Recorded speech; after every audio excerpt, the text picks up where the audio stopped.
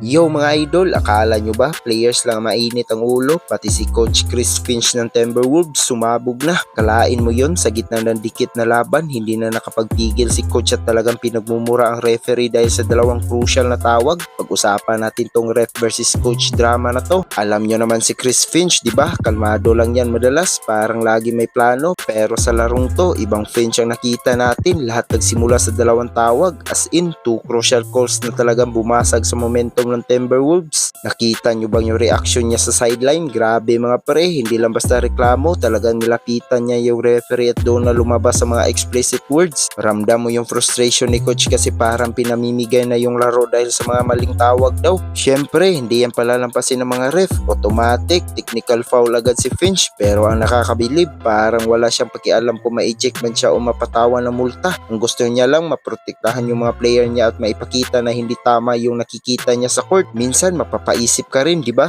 May point naman si Coach Finch sa NBA ngayon, minsan yung mga soft fouls o no calls ang nagdesisyon ng panalo o talo. At bilang coach, kung nakikita mong dinadaya o nalulugi ang mga team mo, talagang magdidilim ang paningin mo. Parang tayo lang kapag may nakakaaway sa liga sa kanto, di ba? Gigil kung gigil. Ano kaya magiging epekto nito? Sigurado may mabigat na multa na naghihintay kang Finch mula sa NBA office. Pero para sa fans ng Wolves, baka ito pa ang magsisilbing mitsa para mas lalong mag-alab yung laro ng buong team. Kaya kayo mga tropa, kanino kayo kampi? Kay Coach Finch ba na pinaglalaban lang ang mga team niya o sa mga referee na sinusunod lang daw ang rules? Masyado na bang sensitive ang mga ref ngayon sa NBA? Comment na kayo sa baba, huwag kalimutang i-like ang video na to at syempre mag-subscribe para laging updated sa mga pinakamainit na NBA drama. Hanggang susunod mga idol, peace out!